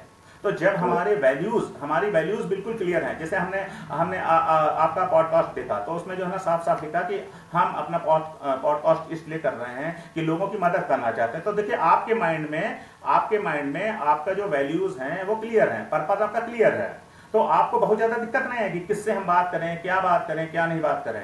तो उसी तरह से हमने अपनी कंपनी का जब शुरू करा उसी समय हमने जो है ना हैंड राइटिंग में लिखा, अपने कंपनी के विजन मिशन वैल्यूज डिफाइन करे। तो जब हमारे क्लाइंट होते हैं उनको भी हम बोलते हैं कि आप अपनी कंपनी के विजन मिशन वैल्यूज डिफाइन करो और उसको लेकर चलो। और हाँ, एक बात और, जो भी कोई आदमी बिजनेस शुरू करता है वो नोविस नहीं होता है, नौसिखिया नहीं होता है, उसको ये चीजें मालूम होती हैं, उसके दिमाग में होती हैं, लेकिन हम बोलते हैं कि आप उनको पेपर पे ला के रखो, सामने उसको जो है ना सामने उसको लगा के रखो। तो ये जब आपको डिसीजन लेने होंगे जिंदगी में, जब आसान जिंदगी चलती है तो हमें कोई दिक्कत नहीं होती है। जिंदगी में टेस्ट तब होता है जब हमारी जिंदगी ऊपर नीचे हो रही होती है, तब हम किस रास्ते पे चलते हैं वो हमारा जो है ना दिशा निर्धारित करता है। उसी तरह से बिजनेस में भी होता है, जब सब कुछ बिजनेस अच्छा चल रहा है तब तो सब कुछ सही चल रहा है, लेकिन अगर कल मान लीजिए, एक छोटा सा एग्जांपल देता हूँ, हम अपने क्लाइंट के पास अपने जो है ना लेडीज कंसल्टेंट को लेके गए, वहां पे हमारे क्लाइंट ने हमारे जो लेडीज कंसल्टेंट थी उनके साथ अभद्र व्यवहार कर दिया, ठीक है। तो अब हम as a CEO, as a founder of my company, it comes to me कि अब मैं क्या करूं, मैं उस क्लाइंट के साथ काम करूं या ना करूं। तो ये अगर हमारी कंपनी, हमारी वैल्यूज बिल्कुल क्लियर है, नहीं हम अपने कंसल्टेंट को, हम अपने जो हमारे एम्प्लॉई हैं उनके साथ कोई भी अगर मिसबिहेव होगा तो हम कितना भी बड़ा क्लाइंट हो हम उसको छोड़ देंगे। तो वो अगर हमने पहले डिसाइड कर रखा तो हमें उसमें कोई दिक्कत नहीं आएगी। एक हमने छोटा सा एग्जांपल दिया। और इसी तरह से जैसे जीएसटी, जैसे हमसे बहुत लोग बहस करते हैं सर हम जीएसटी क्यों दें, ठीक है, तो हम उनको समझाते हैं, लेकिन समझाने की ज्यादा जरूरत तब नहीं पड़ेगी कि अगर वो खुद ही बोलेगा कि हम जो है ना we are a good corporate citizen और हम जितने भी कंप्लायंसेस हैं हम उनका परिपालन करते रहेंगे, तो उसको दिक्कत आएगी ही नहीं। और अल्टीमेटली जो है ना जो भी जीएसटी होता है, जीएसटी का जो परसेंटेज कटता है वो आप जो है ना सामने वाले से लेते हो। जीएसटी कोई भी कंपनी अपनी जेब से नहीं देती है। रेस्टोरेंट में 5% लगता है, ठीक है, तो वो 5% जो है ना, आप जो है ना 100 रुपए की बिरयानी है, 100 रुपए की बिरयानी को आप चाहे 105 कर दो, या जो है ना उसमें 100 ग्राम अगर चावल डाल रहे तो 100 की बजाय 95 ग्राम डालो, या एक सीधे बोल दो कि 105 रुपए की बिरयानी होगी, बात खत्म। तो ये आप गवर्नमेंट ने क्या बोला है कि हमें तो 100 रुपए पे 5 रुपए चाहिए। अब आप बिजनेस करते हो, you know your business better than us, ये आपके ऊपर है। तो इस तरीके से जो है ना हम, हाँ, जो बात हम लेके चले थे कि हमारी जो, जब हम कोई भी छोटा सा भी बिजनेस करें तो हमारे जो है ना अपने जो उसूल बोलते हैं अपने रोजाना की भाषा में, वो हमारे क्लियर होने चाहिए। और ये बहुत ही बड़ी बात है और ये हमारी जिंदगी को बहुत आसान बना देते हैं कॉर्पोरेट वर्ल्ड में, ठीक है ना। बताइए सर। इसी से रिलेटेड एक क्वेश्चन और मेरा है कि जैसे फंडिंग जो होती है, जी इसी में बहुत सारे लोग गलती करते हैं। जैसे थोड़ा सा स्टार्टअप बिल्ड हुआ और इसके बाद 1 साल 2 साल हुआ और मतलब वो क्रेजी तरीके से फंडिंग के लिए दौड़ने लगते हैं। Mostly exactly. मैंने देखा है इंडिया में बहुत सारे लोग हैं जो फंडिंग लेते हैं, और एक बहुत बड़ा एग्जांपल जो बायजूस का हम लोग ले सकते हैं, लर्निंग हम्म ऐप जो थी, हम्म इतनी हम्म फंडिंग उठाई, मतलब लर्निंग प्लेटफॉर्म में नंबर 1 बन गया। हम्म लेकिन हम्म मोस्टली स्टार्टअप के साथ ये होता है कि जब आप फंडिंग ले लेते हैं तो आपके पास प्रेशर होता है बहुत बड़ा कि हम्म आपको, जॉब में आप एम्प्लॉय होते हैं, आपके पास प्रेशर होता है कि आपको ये वर्क करना ही करना है। ऐसे ही जब आप फंडिंग लेते हैं तो आपके पास प्रेशर आ जाता है कि हमको ये हम्म काम करना ही है, और उसके लिए आप हम्म एम्प्लॉय को फिर परेशान करना स्टार्ट करते हैं कि आप, हम्म मेरे को वही सेल चाहिए, राइट। तो उसके हम्म लिए बूटस्ट्रैप हमारे लिए एक ऑप्शन होता है। लेकिन अगर फंडिंग लेनी है किसी को तो क्या बेस्ट टाइम हो सकता है, किस समय में मतलब फंडिंग के लिए अप्रोच करना चाहिए? हाँ, आपने बिल्कुल सही बात बताई। और हमारा जो है ना, मैं अगर आपको दिखाऊं तो हमारा छठा पॉइंट जो है ना फंडिंग स्लैश यूनिकॉर्न वही था। ओके। आपने बिल्कुल सही बात बताई मयंक जी। होता क्या है, funding funding is not a bad thing, क्योंकि बिजनेस कोई भी हो, कहते हैं कि बिजनेस का जो है ना मूल होता है वो पैसा होता है, बगैर पैसे के बिजनेस नहीं होता है, ठीक है। फंडिंग पर से उसमें कोई दिक्कत नहीं है, आप फंडिंग लीजिए। लेकिन होता क्या है, लोग जो है ना फंडिंग में क्या होता है कि उसका सिंपल सा, बहुत सिंपल शब्दों में मैं आपको समझाऊंगा। फंडिंग में ये होता है कि आज मान लीजिए 1 करोड़ रुपए किसी ने दिया, तो उस हमारी कंपनी के शेयर की वैल्यू बढ़ी, फिर 1 करोड़ से जो है ना वो 2 करोड़ आया तो और हमारे शेयर की वैल्यू बढ़ी, फिर उसके बाद 2 करोड़ के बाद 10 करोड़ आए तो और बढ़ी, फिर 10 करोड़ के बाद 50 करोड़ आए तो और कंपनी की वैल्यू बढ़ी। तो होता क्या है कि उसमें फंडिंग, मैं आपको बात, होता क्या है कि जब ये इस जो भंवर में फंस जाता है जो फाउंडर, फिर वो क्या होता है कि वो बिजनेस किनारे रह जाता है, वो फिर अपने नंबर के चक्कर में पड़ जाता है, जैसे आप बता रहे थे। फिर वो यूनिकॉर्न क्या होता है, जो हमारे जो अनइनिशिएटेड जो व्यूवर्स हैं उनके लिए मैं बताना चाहूंगा, जो भी कंपनी, जिस कंपनी का वैल्यूएशन, ओवरऑल कंपनी का वैल्यूएशन जिस कंपनी का $1 बिलियन हो जाता है, उसको यूनिकॉर्न बोलते हैं। और यूनिकॉर्न बेसिकली ये जो है ना एक मिथिकल जो है ना क्रिएचर है, एक ऐसा घोड़ा जिसके जो है ना यहाँ पे सींग होती है, ठीक है। तो यूनिकॉर्न लोग जो है ना यूनिकॉर्न, अगर इस मैं आपको, और हाँ एक आपने बिल्कुल सही बात बोली, इंडिया में अनफॉर्चुनेटली मैं वर्ड यूज कर रहा हूँ कि लोग ये कहते हैं अगर स्टार्टअप है तो अगर यूनिकॉर्न नहीं तो बेकार है। ये बहुत ही बड़ी भ्रांति है और ये बहुत ही गलत जो है ना धारणा जो है ना समाज में जा रही है बिजनेस वर्ल्ड में। हमारा ये मानना है, अगर आपने अपना छोटा सा बिजनेस शुरू करा, उसमें आप 5 लोगों को एम्प्लॉयमेंट दे रहे हैं, आप अपने क्लाइंट को अच्छी तरह से ट्रीट कर रहे हैं, उनको जो है ना अच्छी सर्विस दे रहे हैं, तो मेरे हिसाब से वो दुनिया का सबसे बड़ा यूनिकॉर्न है। अब मैं आपकी बात पर आता हूँ। यूनिकॉर्न में क्या होता है कि जब वो जैसे जैसे उसका वैल्यूएशन बढ़ता जाता है, फिर जैसे जैसे वैल्यूएशन बढ़ता वैसे वैसे इन्वेस्टर्स वैसे वैसे और आते हैं, तो ये लोग क्या करते हैं, ये जो है ना अनफॉर्चुनेटली फाउंडर लोग जो है ना उस एक जंजाल में फंस जाते हैं, उस भंवर में फंस जाते हैं। उनको अपनी कंपनी का वैल्यूएशन बढ़ाना होता है। जो बायजूस है वो, मयंक जी, केवल टेक एजुकेशन में नहीं, वो इंडिया की नंबर 1 यूनिकॉर्न थी एक समय पर।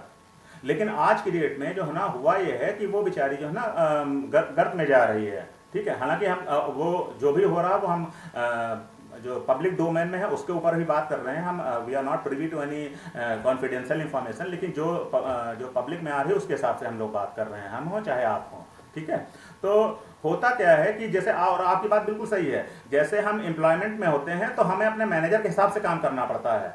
ये लोग जब क्या करते हैं, जब फंडिंग लेने जाते हैं तो इस तरीके से जब फंडिंग लेते हैं कि उनके over a period of time basically वो एक तरह की एम्प्लॉयमेंट ही हो जाता है। मैं आपको बताता हूँ, एम्प्लॉयमेंट ही हो जाता है। और उसमें फिर क्या होता है कि ये लोग जो है ना, जो कुछ फाउंडर होते हैं, ऊपर के जो टॉप के लोग होते हैं, वो कंपनी का वैल्यूएशन बढ़ाते जाते हैं, उसके बाद कंपनी को बेच देते हैं, अपना पैसा निकाल लेते हैं, खुद करोड़पति बन जाते हैं, और कंपनी फिर जो है ना चली गई कहीं, वो या तो मर्ज हो गई या किसी बड़ी कंपनी ने खरीद लिया, और उसको बोल देते हैं कि ये हमारा स्टार्टअप जो है ना सक्सेसफुल रहा। भाई हमारे हिसाब से ऐसा हम नहीं मानते हैं। हम तो कहते हैं हमारे लखनऊ में अगर हजरतगंज में, अमीनाबाद में किसी ने जो है ना छोटी सी कंपनी खोली, 20 लोगों को नौकरी दे रहा है, ठीक है, 20 लोगों का घर चला रहा है, उसके क्लाइंट खुश हैं, तो हमारे लिए तो आज मैं बिल्कुल सही बात बोलता हूं, हमारे लिए वो किसी भी यूनिकॉर्न से वो बड़ी कंपनी है।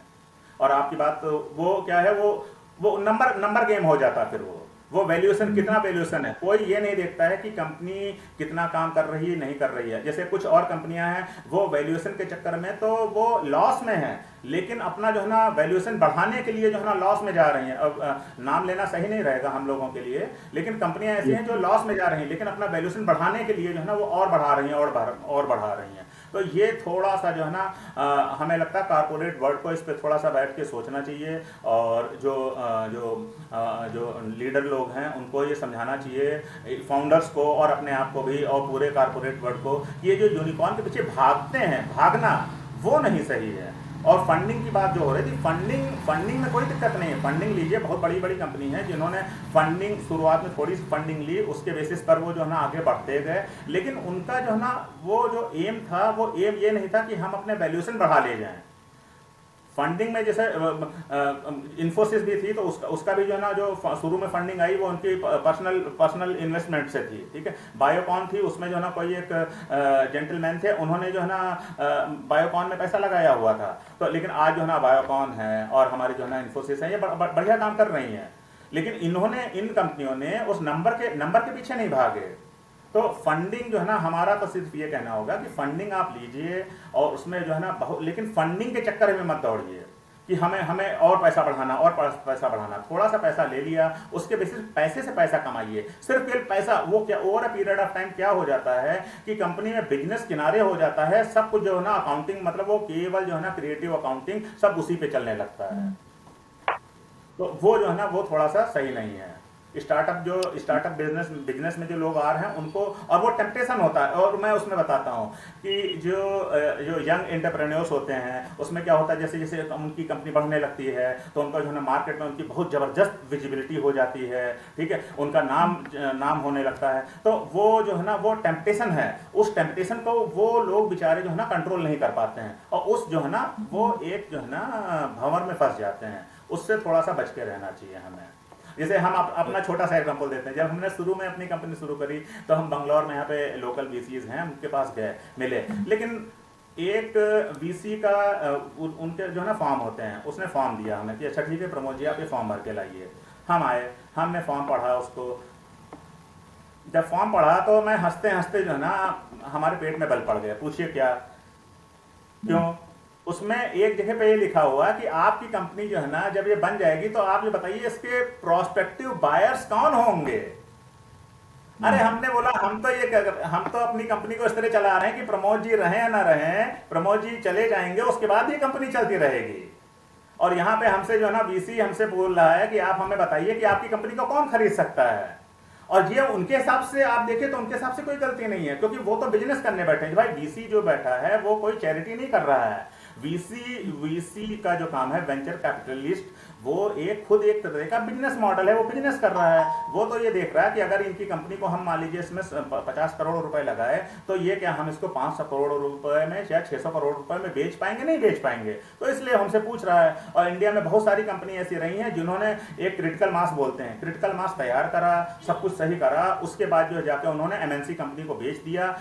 वीसी ने अपने पैसे बना लिए, फाउंडर ने अपने पैसे बना लिए, ऊपर के जो टॉप लोग थे उन्होंने बहुत ज्यादा पैसे बना लिए, और एम्प्लॉइज को जो है ना ईसॉप के नाम पर कुछ पैसा दे दिया गया और कंपनी मर्ज हो गई। ऐसा जो है ना हमने अपने कारपोरेट वर्ल्ड में थे तो हमने खुद देख रखा, हम उस प्रोसेस से हम खुद गुजर चुके हैं, तो इसलिए हमें मालूम है। तो वो जो है ना वो थोड़ा सा सही नहीं है, और लोगों को पैसे के पीछे नहीं, लोगों को ये उनका, हम तो ये कहेंगे हमारे जितने भी नए स्टार्टअप आ रहे हैं, हम तो उनको सिर्फ हमारा मैसेज रहेगा कि आप छोटा सा काम करिए, अच्छा सा काम करिए, और आप खुश रहिए, आपके क्लाइंट खुश रहें, अपने एम्प्लॉय को खुश रखिए। उससे बड़ा यूनिकॉर्न कोई भी नहीं है, ये आप समझिए। सर आप शार्क इंडिया देखते हैं, उस पे आपका क्या व्यू है? हाँ, वो मैं ज़्यादा नहीं देखता हूँ, लेकिन वो वही मैं बोला, वो सब जो है ना बहुत ही ग्लैमरस वर्ड है, उसको जो है ना बिजनेस और ग्लैमर जो है ना इनको थोड़ा सा अलग रखना चाहिए, क्योंकि बिजनेस जो है ना बहुत ही प्योर चीज़ होती है। ठीक है, जैसे हमारे आप हिंदी में देखिए शुभ लाभ बोलते हैं। शुभ लाभ क्यों बोलते हैं? जो लाभ हो वो शुभ हो, इसलिए शुभ लाभ लिखते हैं। देखिए आप दुकान पर जाइए तो शुभ लाभ लिखा होता है, तो लाभ हो लेकिन वो शुभ हो। केवल लाभ नहीं चाहिए, केवल हमें शुभ लाभ चाहिए, इसीलिए शुभ लाभ लिखते हैं। उसी तरह से जब हम कोई भी बिजनेस करते हैं तो इसमें जो है ना बहुत ज्यादा, और बिजनेस वर्ल्ड में क्या होगा, इसको बिल्कुल जो बॉलीवुड और हॉलीवुड की तरह से ग्लैमरस बना दिया है, इतना ज्यादा ग्लैमरस बना दिया है। तो हर आदमी, और फिर उसमें क्या होता है कि जो साथ में नहीं पहुंच पाया, उस जगह पे नहीं पहुंच पाया, उनके साथ इंटरव्यू नहीं दे पाया, उसको लगता है कि हम नीचे हो गए। या कोई कंपनी अगर यूनिकॉर्न नहीं बन पाई, जैसे हमसे मैं नाम नहीं लूंगा, लेकिन हमारे लोग पूछते हैं अच्छा बताओ कितना बिजनेस हुआ आपका इस साल, तो हम उनके बोलते थे इस साल हमने जो है ना 20 लोगों को ट्रेनिंग दी, ये हमारी कंपनी का जो है ना आउटपुट है, ये हमारी कंपनी का टर्नओवर है। तो लोग हंसते थे। तो लेकिन मेरे लिए सही है कि हाँ ठीक है, हमारी कंपनी आई, हमने जो है ना हमने अपनी कंपनी को सेटअप करा, हमारे पीकेएस मैनेजमेंट कंसल्टेंट की वजह से हमारे जो है ना कुछ जो एमबीए स्टूडेंट्स हैं उनको हमने ट्रेनिंग दी, इंटर्नशिप दी, तो अच्छा लगा। हमारे जो है ना क्लाइंट हैं वो, उनको हमने जो है ना काम करा। हमारे पास जो है ना, अगर मैं दिखा सकता तो हमारे पास यहाँ पे बहुत सारे जो है ना टेस्टिमोनियल रखे हुए हैं, और तो ठीक है, उसका छोटा सा काम होता है, वो खुश होता है, वो हमें थोड़े से पैसे भी देता है, हमारे इंटर्न्स को भी पैसे देता है, और हमारे लिए टेस्टिमोनियल भी लिख के देता है।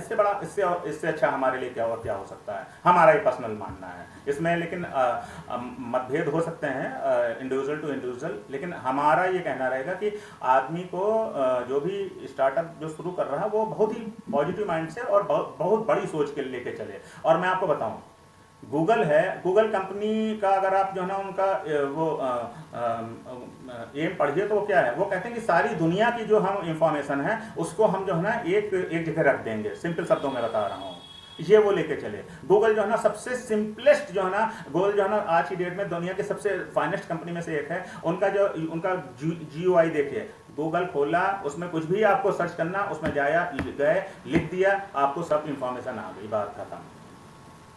अमेजन थी, अमेजन ने क्या करा, अमेजन ने जो शुरू करा था वो जो है ना उन्होंने बुक बेचना शुरू करा था। आज जो है ना वो वर्ल्ड की सबसे बड़ी कंपनियों में से एक है, ठीक है। अभी एक चॉकलेट की कंपनी है, ठीक है, मेरा प्रोनाउंसिएशन बहुत अच्छा नहीं है, क्या कुछ रॉचर करके है, ठीक है, वो इटली की कंपनी थी। वो जो है ना आजकल दुनिया की सबसे फाइनेस्ट जो है ना चॉकलेट बिजनेस में है वो, ठीक है। इसी तरह से एक बाहर की कंपनी, जैसे इंडिया में माला मनामा आता है, वैसे एक बाहर का है माला मनामा कभी जूस वगैरह पीने गए होगे तो वहाँ पे देखा होगा। तो ये माला मनामा तो अपने इंडिया की है, शिमला की, इसी से रिलेटेड एक कंपनी, उसका इस समय ध्यान नहीं आ रहा नाम। वो जो है ना करीब जो है ना 100 से ज़्यादा कंपनीज में वो प्रोडक्ट जाता है।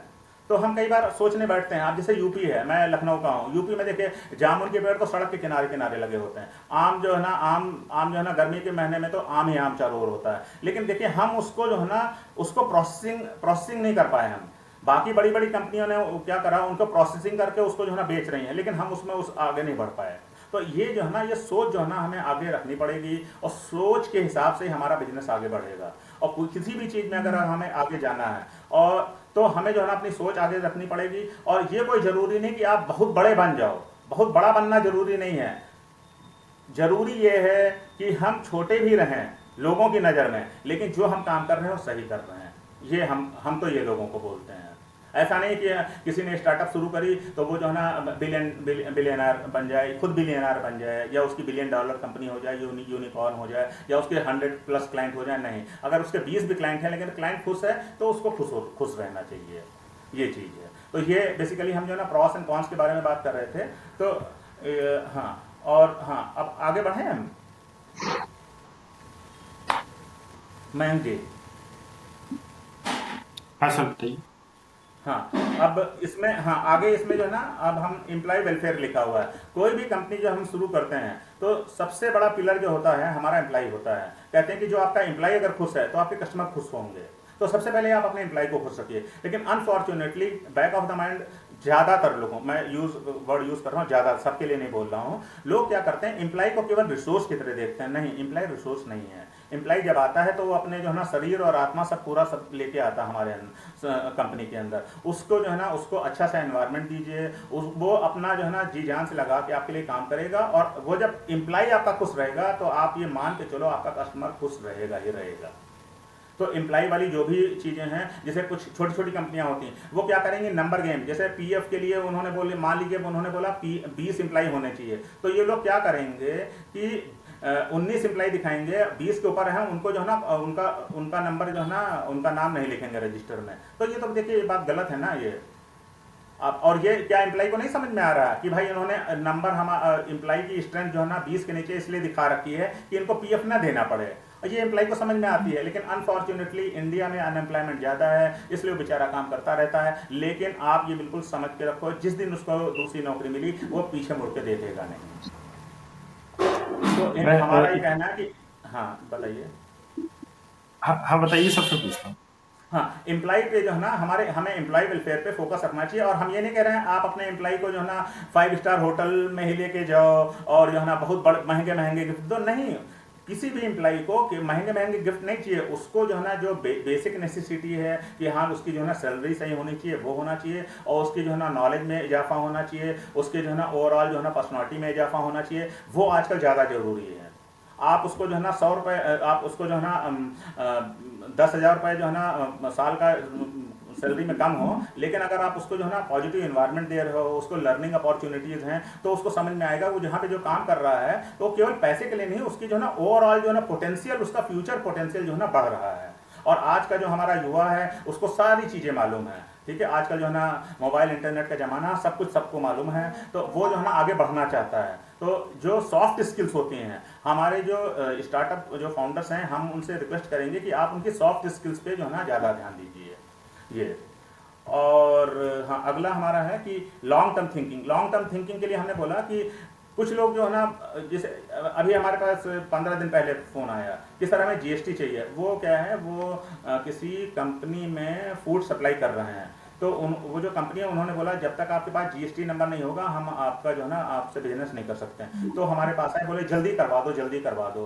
अरे भाई जल्दी क्या है, कोई बिजनेस आप करने जा रहे हो तो कोई 6 महीने के लिए थोड़ी ना करने जा रहे हो।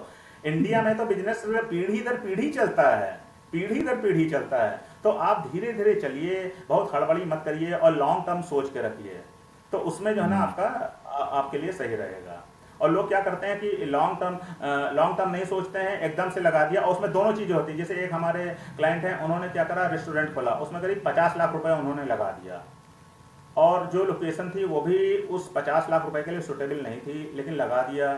अब बीच में हम लोगों ने उनको डायरेक्टली इनडायरेक्टली समझाया भी कि इतना पैसा मत लगाइए, लेकिन उन्होंने लगा दिया कि नहीं देखेंगे। और हुआ क्या कि 6 महीने में फिर उनको जो है ना वो सेल ऑफ करना पड़ा है वो।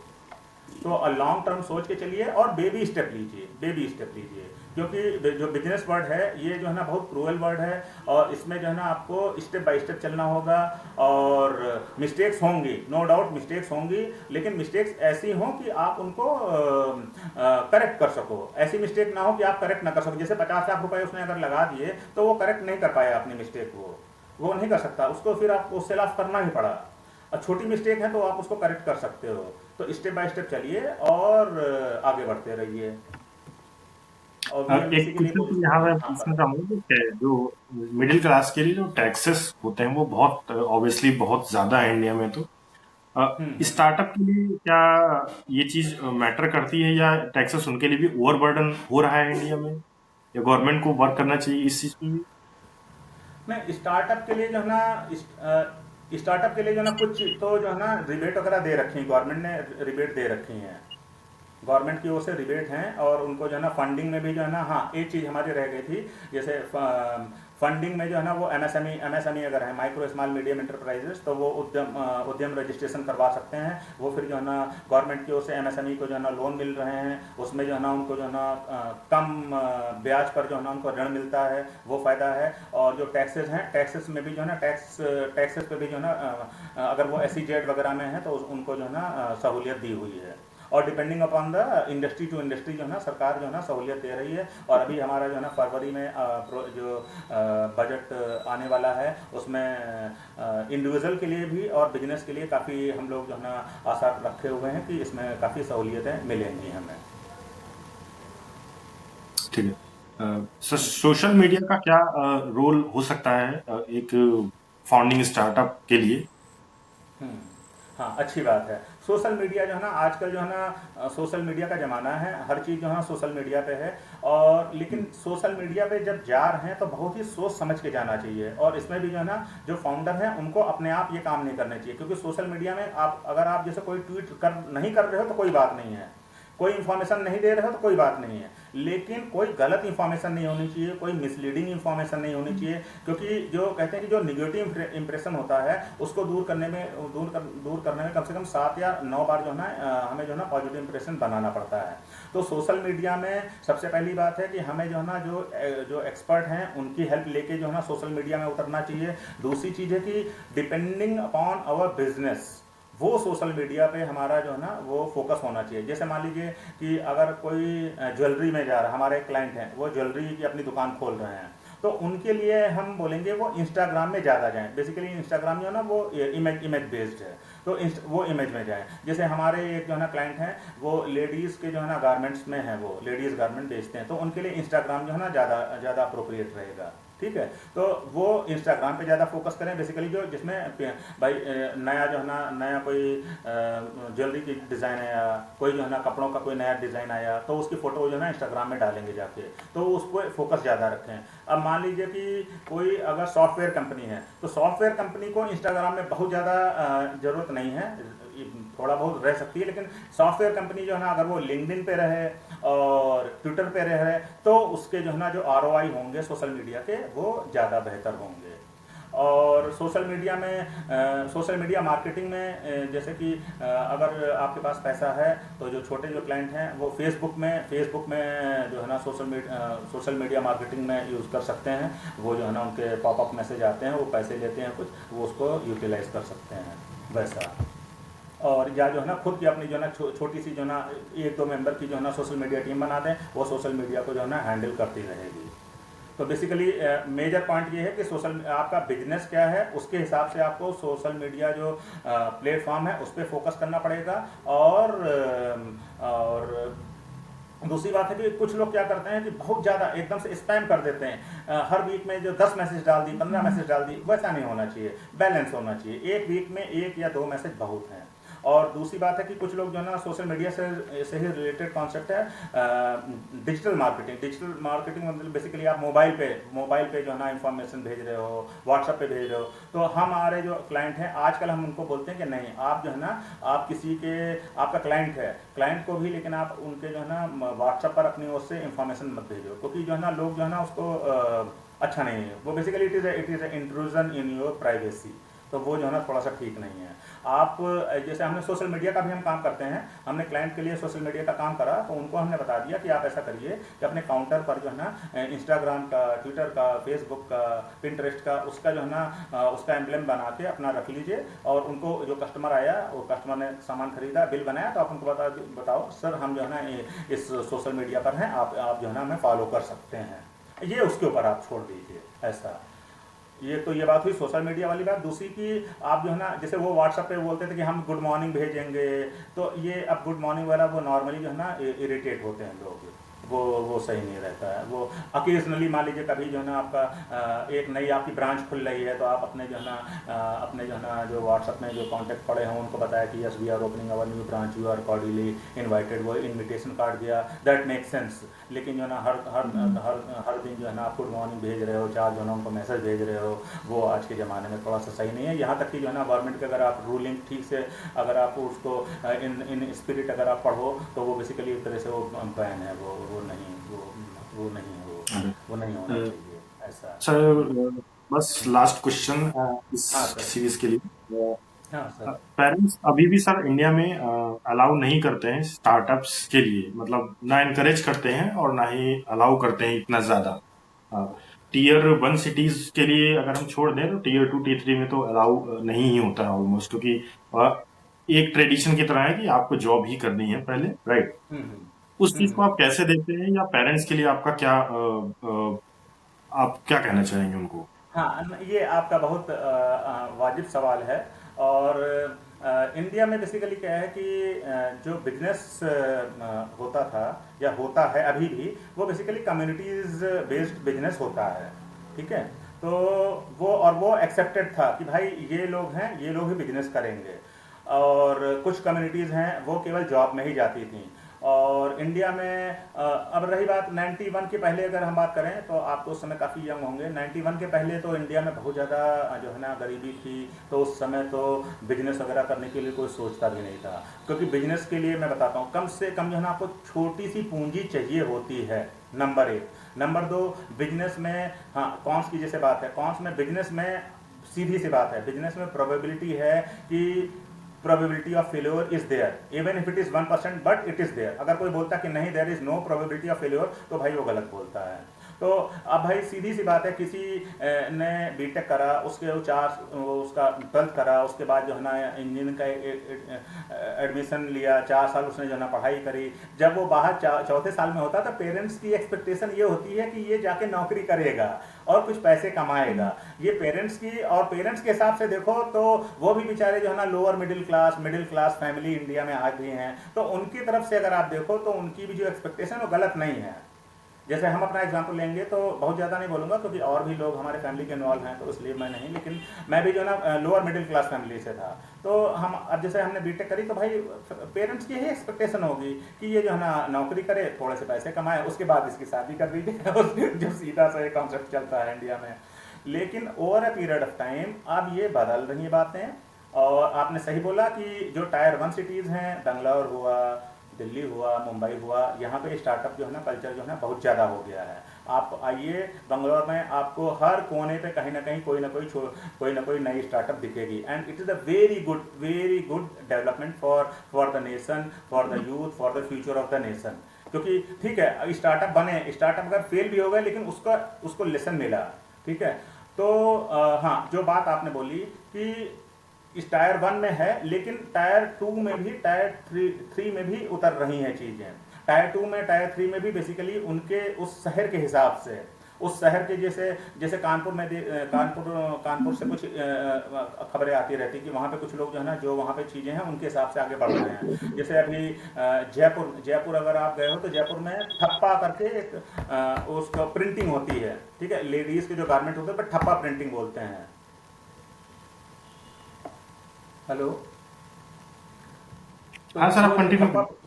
हाँ, जो ठप्पा प्रिंटिंग होती है उसके लिए भी मैं कहीं देख रहा था कि उन्होंने क्या करा है, उसको जो है ना रिवाइटलाइज कर रहे हैं और उसको जो है ना आगे बढ़ा रहे हैं। तो टायर टू में भी जो है ना, टायर थ्री तो मैं नहीं बोल पाऊंगा, लेकिन टायर टू मतलब जैसे कि टायर टू जैसे लखनऊ, कानपुर और जयपुर, ठीक है, भुवनेश्वर, इनको मैं टायर टू में जोड़ूंगा। और टायर टू में अब धीरे धीरे बढ़ रही हैं चीज़ें। और वो जो कि केवल जो है ना केवल नौकरी करनी है, वो भी जो है ना पेरेंट्स जो है ना धीरे धीरे जो है ना समझ रहे हैं, और पेरेंट्स जो है ना बहुत ज़्यादा फोर्स नहीं कर रहे हैं। पेरेंट्स भी कहते हैं नहीं ठीक है, अब जो है ना जो हमारा बच्चा करना चाहेगा हम उसके साथ हैं। अब लोग अब 100% तो नहीं है, लेकिन वो काफ़ी कुछ उसको एक्सेप्ट कर रहे हैं कि हाँ ठीक है, इनको जो करना करने दो।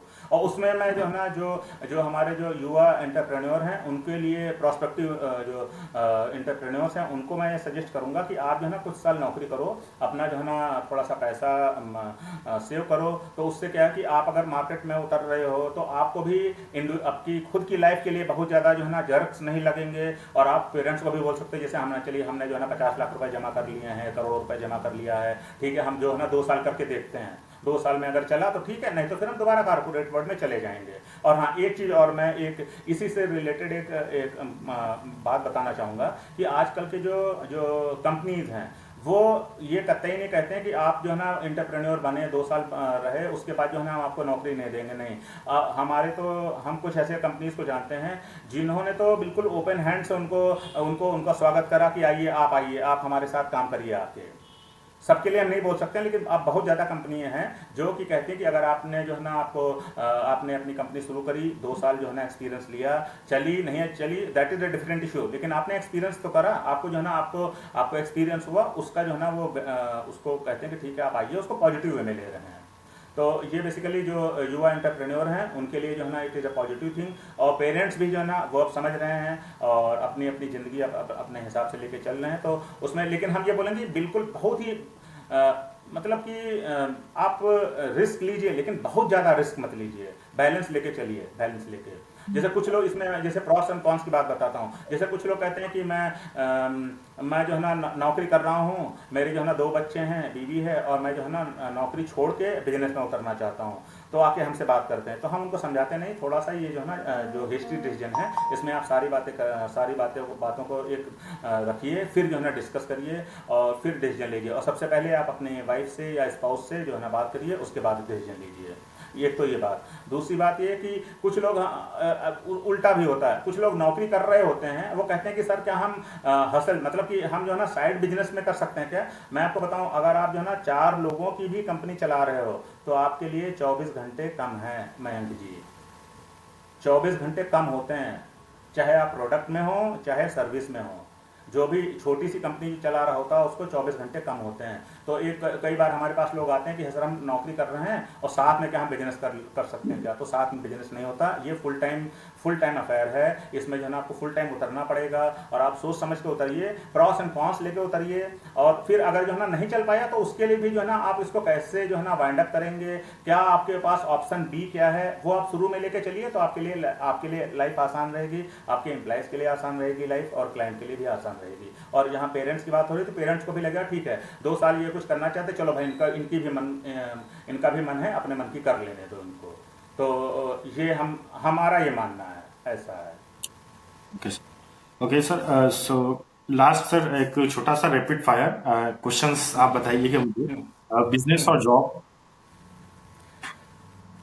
Depends on individual. For me business. Okay, money और फैमिली। फैमिली। ओके, हेल्थ और मनी।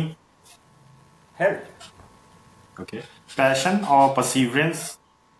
पैशन और perseverance. Passion. Passion, okay. Smart work और hard work.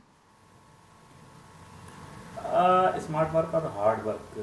Smart work. Okay, car और बाइक। कार और बाइक। अच्छा, अगर आप बिलो 30 हैं तो बाइक, और 30 प्लस हैं तो कार। इंटरेस्टिंग। इंडियन फूड और चाइनीज फूड। हम्म, अच्छा, आप अगर अपनी गर्लफ्रेंड के साथ हैं तो चाइनीज फूड ऑर्डर करिए, आप खुद खा रहे हैं तो Indian food. Amazing. Okay, so that's all for today guys. आज हम लोगों ने प्रमोद से बात की और मैंने जितने भी क्वेश्चंस पूछे मुझे उससे ज्यादा ही सारे रिस्पॉन्सेस मिले।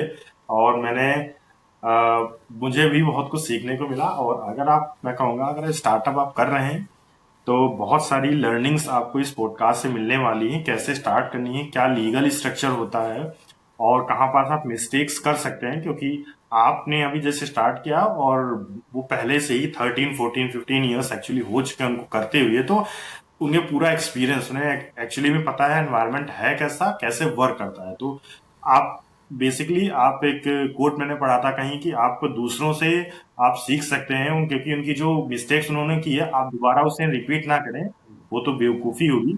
तो आप किसी की लर्निंग से आप उन्हें सीख सकते हैं। तो जो भी स्टार्टअप करना चाहते हैं, जो भी स्टार्टअप के बारे में सोच रहे हैं, अपना खुद का काम करना चाहते हैं, वो इस पॉडकास्ट को जरूर देखें।